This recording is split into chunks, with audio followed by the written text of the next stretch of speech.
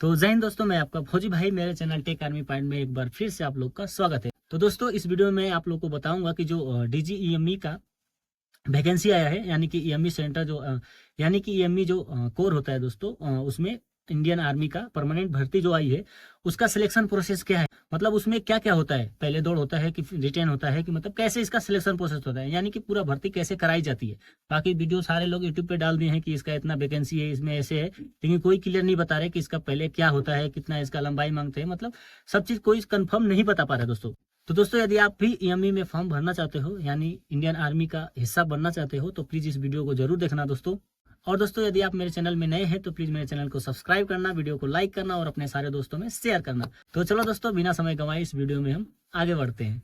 तो दोस्तों कुछ दिन पहले ये नोटिफिकेशन आउट हुआ था DGEME की तरफ से। इसमें बताया गया है कि कौन कौन सा पोस्ट है, कौन कौन सी यूनिट में आपको भेजना है, कौन कौन सी यूनिट में मतलब ये वाला पद खाली है। जैसे आगरा में है, जबलपुर में है, सब मतलब अलग अलग यूनिटें हैं। मैं ऐसा करता हूँ कि आप सब ने कहीं ना कहीं से देख ही लिया होगा नोटिफिकेशन, किसी वीडियो के थ्रू या फिर कैसे भी। यदि आपको ये पूरा डिटेलमेंट देखना है तो मैं इस वीडियो के डिस्क्रिप्शन में डाल दूंगा। बाकी मेन मेन पॉइंट को हम कवर करेंगे, ज़्यादा टाइम व्यतीत नहीं करेंगे। इसमें मेन अभी हम जान लेते हैं कि मतलब 10 पास और 12 पास में नॉर्मल कौन कौन सी वैकेंसियां हैं जिसमें आप भर सकते हो। ज़्यादा से ज़्यादा बंदे यही 10 पास और 12 पास वाले ही होते हैं, बाकी ITI वाले बंदे कम ही रहते हैं। तो दोस्तों सबसे पहले हम बात करते हैं कि मल्टीटास्किंग का। यानी कि दोस्तों यदि मल्टीटास्किंग में आप भरना चाहते हो तो क्या आपका एजुकेशन क्वालिफिकेशन होना चाहिए। यानी कि दोस्तों मल्टीटास्किंग में अलग अलग क्या बोलते हैं पोस्ट है, जैसे है मैसेंजर है, सर्चर है, गार्डनर है, सफाई वाला है, चौकीदार है, बुक बिल्डर है, मतलब ये सब इसमें पोस्ट है दोस्तों MTS का। तो अभी इसका बताया गया है कि दोस्तों यदि आप इन मल्टीटास्किंग स्टाफ यानी इतने पोस्ट में आप भरना चाहते हो तो आपको नॉर्मल 10th पास होना चाहिए दोस्तों, मात्र 10th पास होना चाहिए। तो दोस्तों अभी हम बात करते हैं अगला पोस्ट का। अगला पोस्ट है आपका वाशरमैन, यानी वाशरमैन में आप भरना चाहते हो तो नॉर्मल आपको मैट्रिक पास होना चाहिए, यानी 10th पास होना चाहिए दोस्तों। ओके। उसके बाद बताया गया दोस्तों कि मिलिट्री जो क्लॉथ होता है और सिविलियन क्लॉथ, इसको मतलब आपको सही से वॉश करना आना चाहिए, प्रेस वेस करना आना चाहिए। इसके बारे में पूछते हैं, इसके बारे में पूछते हैं बस, आपको इसमें कोई एक्सपीरियंस कार्ड नहीं लगाना है दोस्तों। ओके। बाकी अभी हम अगला पोस्ट देख लेते हैं। अगला पोस्ट है आपका बार्बर, यानी कि दोस्तों यदि आप बार्बर में भरना चाहते हो तो आपको नॉर्मल 10th पास होना चाहिए दोस्तों। उसके बाद दोस्तों इसमें देखो 1 ईयर का एक्सपीरियंस मांग दिया गया दोस्तों, यानी कि बार्बर का जो बाल काटते हैं नाई, उसका 1 साल का एक्सपीरियंस होना चाहिए यदि आप बार्बर में भरना चाहते हो तो। यहाँ तक तो आपका डाउट क्लियर। यदि डाउट क्लियर हो गया होगा दोस्तों तो अभी हम आगे बढ़ते हैं। अभी आगे देखते हैं, अगला है आपका ट्रेडमैन मेट। यदि दोस्तों आप ट्रेडमैन मेट में भरना चाहते हो तो आपको सिंपल 10th पास होना चाहिए, इसके अलावा कुछ और नहीं चाहिए दोस्तों। बस नॉर्मल आप 10th पास हो तो ट्रेडमैन मेट में भर सकते हो दोस्तों।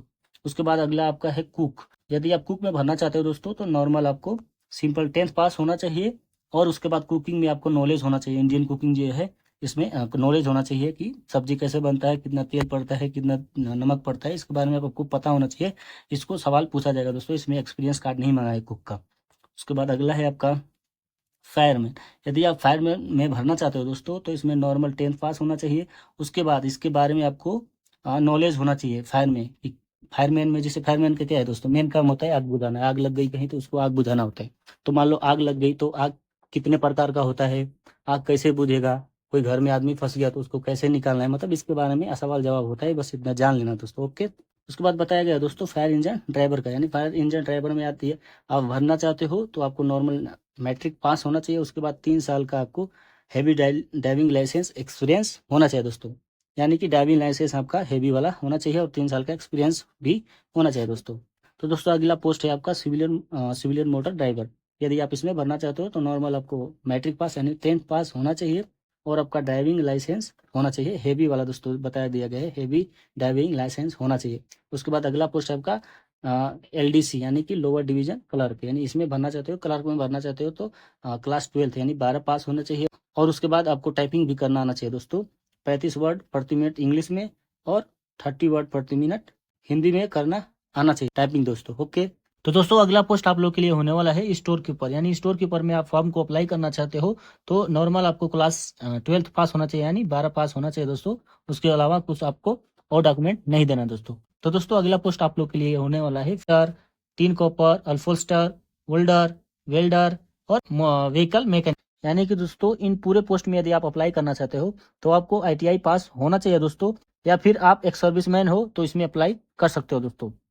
बाकी ये बताया गया नेशनल काउंसलिंग ट्रेनिंग में किए हो, आपका अच्छा मतलब अच्छा स्थान आया है तो आप कर सकते हो दोस्तों। बाकी आप लोग के लिए तो ये नहीं है, मेन आपके लिए ये है कि यदि इतना में आपको अप्लाई करना चाहते हो तो आपको ITI मतलब आप ITI किया होना चाहिए दोस्तों। उसके बाद अगला पोस्ट है मैकेनिस्ट। मैकेनिस्ट के लिए आपका है, इसमें भी ITI आपको किया होना चाहिए, और यदि आप एक सर्विसमैन में हो तो भी अपने इसमें अप्लाई कर सकते हो। बाकी ऐसे ही सभी में हाँ सब एजुकेशन क्वालिफिकेशन दिया गया है दोस्तों, बाकी सब देख लेना। तो दोस्तों यदि आपको ये PDF चाहिए पूरा PDF, तो मैं आपको इस वीडियो के डिस्क्रिप्शन में दे दूंगा। तो मेन पॉइंट को हम अभी कवर कर लेते हैं। उसके बाद इसमें बताया गया दोस्तों एज लिमिट। एज लिमिट आपका 18 से 25 साल होना चाहिए। और दोस्तों इसमें दिया गया है कि फायर इंजन ड्राइवर के लिए 18 से 30 साल दिया गया है दोस्तों। और उसके बाद बाकी जो पोस्ट है उसके लिए 18 से 25। लेकिन दोस्तों इसमें क्या है कि OBC को 3 साल के लिए छूट मिलता है, और SC ST के लिए 5 साल का एज में छूट मिलता है दोस्तों। बाकी आगे देख लेते हैं दोस्तों, मेन पॉइंट को कवर करेंगे। बाकी ये बताया गया दोस्तों इसका कि फायरमैन और फायर इंजन ड्राइवर का फिजिकल मेजरमेंट टेस्ट, यानी कि हाइट वेट चेस्ट भी मापा जाता है दोस्तों, बाकी और किसी में नहीं मापा जाता है दोस्तों। तो इसमें बताया गया दोस्तों कि आपका हाइट विदाउट शूज, बिना शूज पहने हुए मापेंगे आपका हाइट। उसमें बताया गया कि 165 सेंटीमीटर होना चाहिए। और इसमें बताया गया दोस्तों कि यदि आप आदिवासी हो तो आपको 2.5 सेंटीमीटर का हाइट में छूट मिलेगा दोस्तों। उसके बाद दोस्तों सबके लिए चेस्ट के लिए बताया गया है 81.5 सेंटीमीटर चेस्ट होना चाहिए, और आपको फुला के 85 सेंटीमीटर, और आपका वेट यानी 50 kg कम से कम वजन होना चाहिए दोस्तों।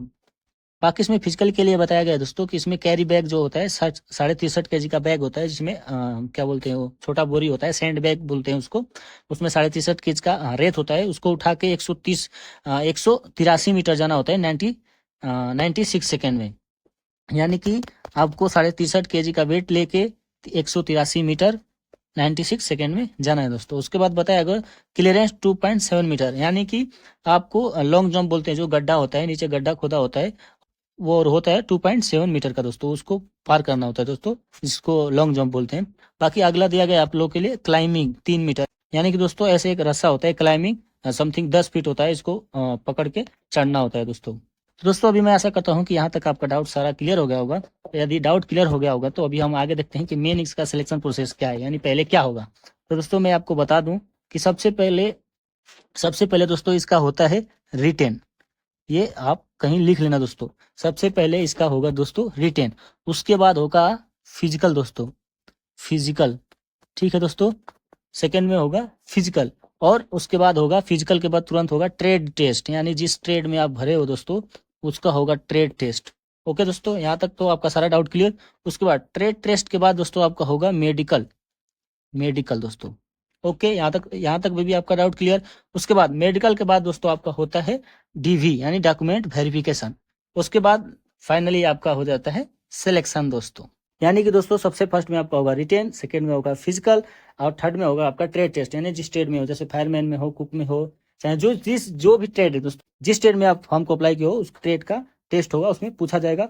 और ट्रेड टेस्ट के बाद आपका होता है दोस्तों मेडिकल के बाद आपका डॉक्यूमेंट वेरिफिकेशन, उसके बाद फाइनली आपका सिलेक्शन हो जाता है दोस्तों।